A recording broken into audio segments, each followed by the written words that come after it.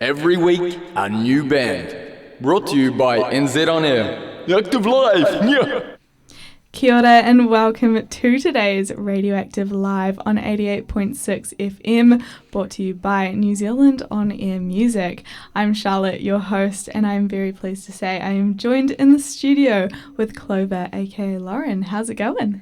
Hey, I'm good, thanks. I'm happy to be here. Yeah, thanks so much for coming in today. And now for the listeners out there behind the decks, as CLOVA Wellington's Lauren is a multi-instrumental producer / DJ who's been electrifying dance floors across Wellington with her infectious energy and UK sound.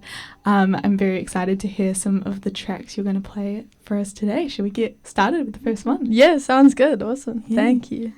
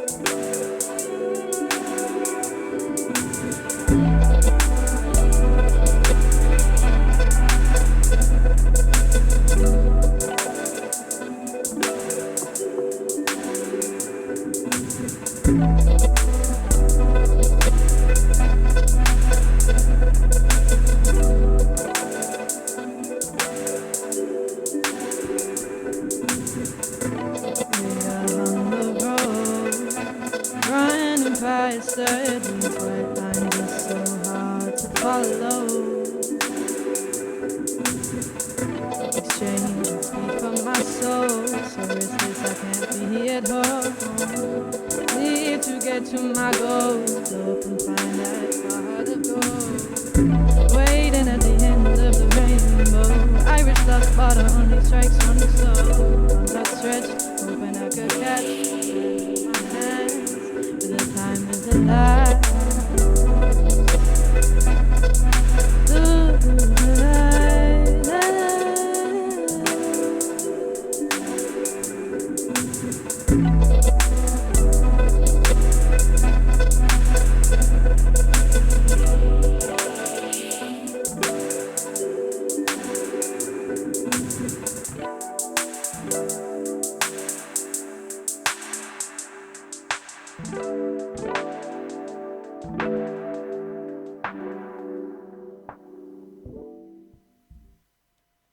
Wow, that was so sick. Can you tell us a little bit about that first track? Yeah, sure thing. It's called Irish Luck. I made it at the end of last year.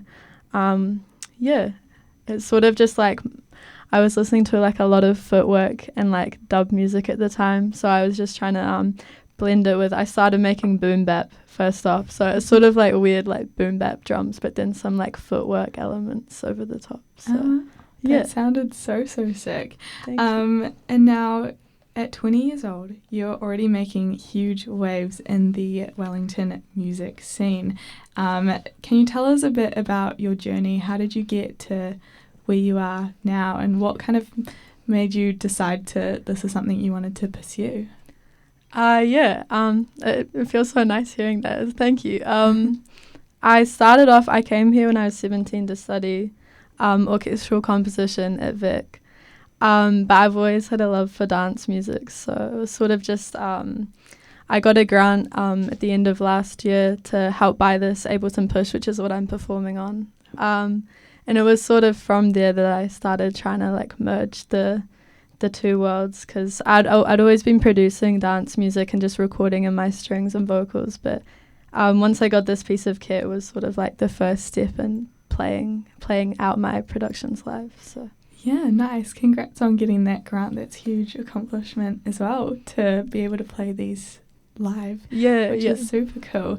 And now you mentioned you moved here to study when you were 17.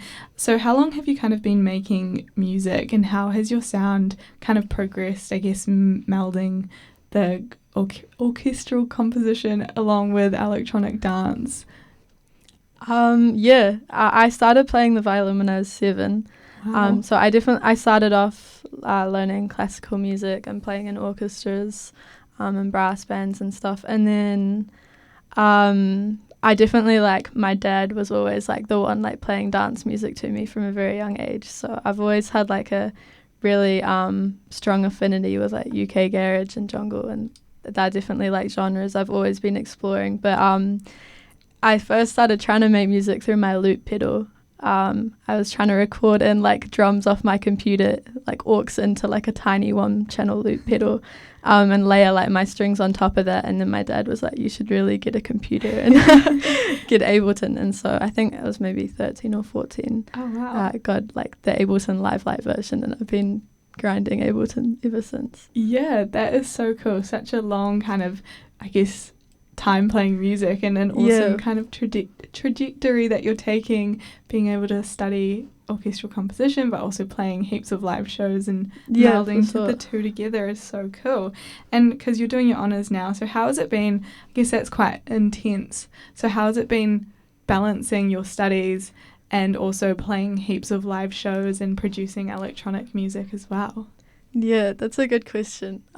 Sorry to my mum listening. It's probably because she's very much like study. It's been hard balancing, I think. But it's sort of great because it means that I'm practicing the violin all the time, and when I'm practicing my my own stuff, a lot of the time I'm improvising on the violin, and there's always like creative stuff flowing, and then that's feeding into. I'm working on a new orchestral work at the moment for my honours project for the NZ Symphony Orchestra. So I feel like there's always like there's little creative things always like popping into my mind, and they sort of bounce off each other. So Yeah, wow. Yeah. That's quite cool, I guess, as well. It's all music and you can Yeah. meld them together quite nicely, so that's sick.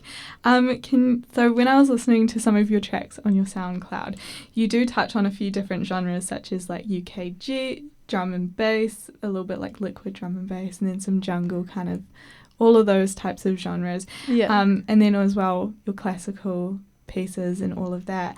What are some of your musical inspirations that, yeah. Yeah, that's a good question. Definitely producers like MJ Cole, a very formative like garage artist who used a lot of live strings in his work.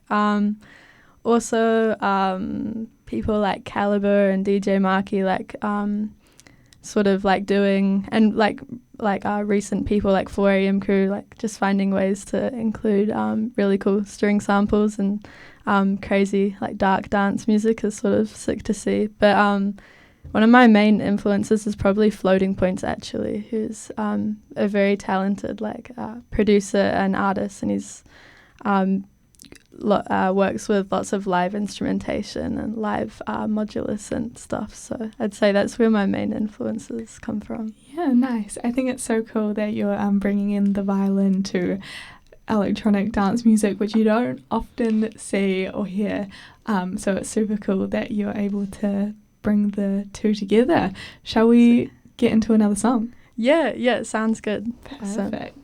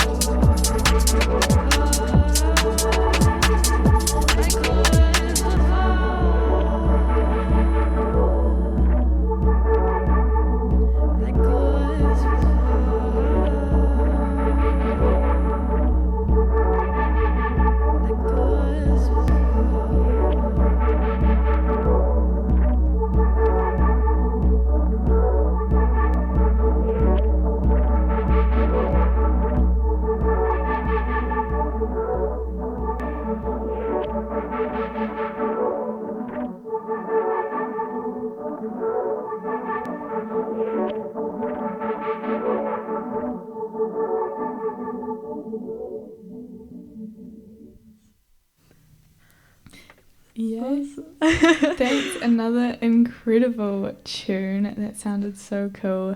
Can you tell us a little bit about that one?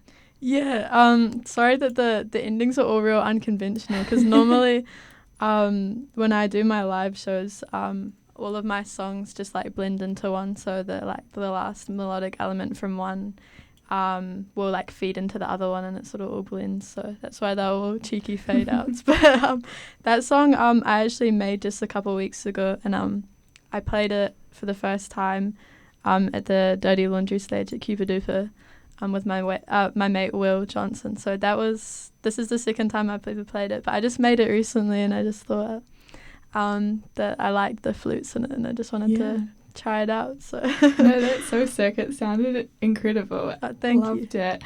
And now, before, we were kind of touching on the different genres and styles of music, such as jungle, garage, and then all the classical elements as well. Do you have a specific style of music that you enjoy playing and producing the most, and where do you kind of see your sound going in the future? Yeah, that's a hard one, because there's so many like niche subgenres of electronic music. I definitely really like jungle, just because it's what I've been really enjoying listening to at the moment.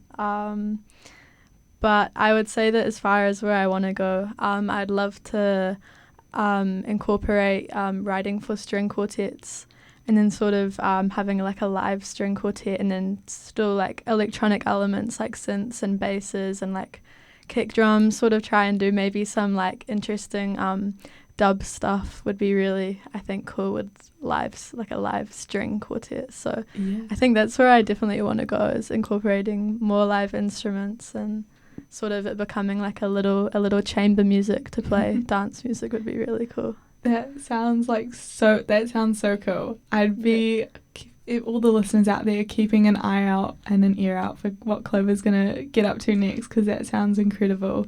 Thank you. And now, again, you produce classical pieces and then also the electronic jungle as well. How does your creative process kind of unfold when producing the different genres?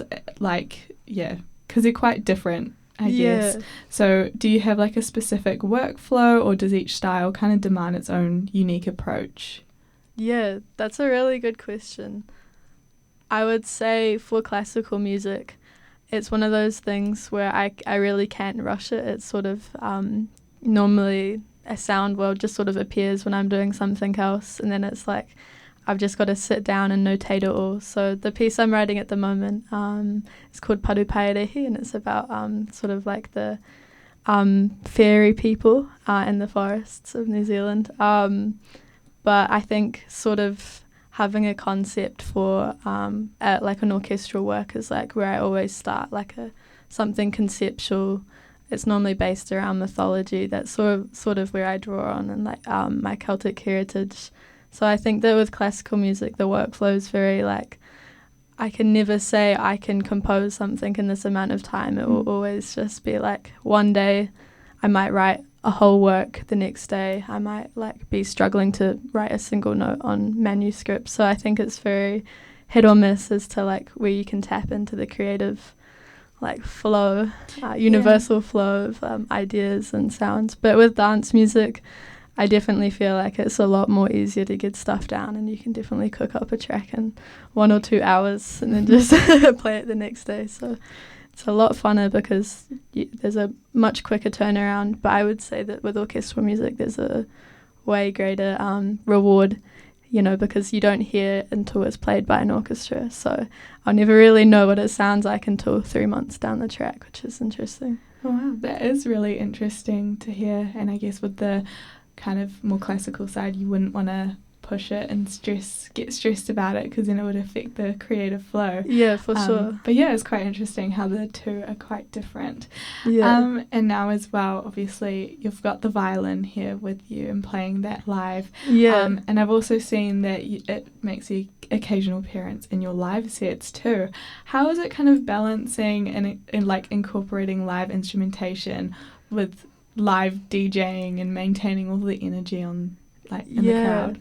That's a I'm still working that out, because it's been real hard to negotiate sort of like how a crowd transitions from watching like a high energy DJ set into then like a live show where things definitely go wrong. I played a show at Valhalla a couple of weeks ago, and my Ableton push just shut off mid set. I still can't work out why it did it, but I think that there's a lot more which can go wrong tech wise. But as far as like balancing live instruments, it's always a bit of a mission negotiating like feedback and my violin either being way too loud or no one hears it because everyone's talking and the crowd is going crazy. Yeah.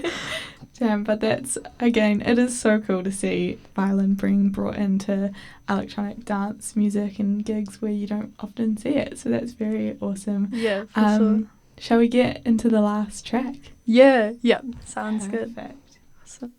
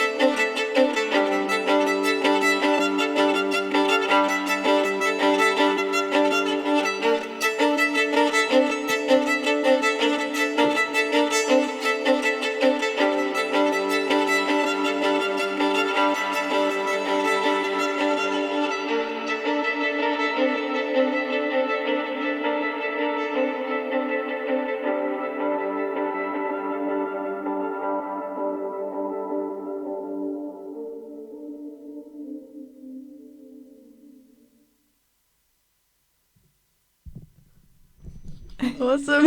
That was another insanely good track from CLOVA, right live from the Radioactive booth. Can you tell us a little bit about that one? Yeah, so I made that one over the summer.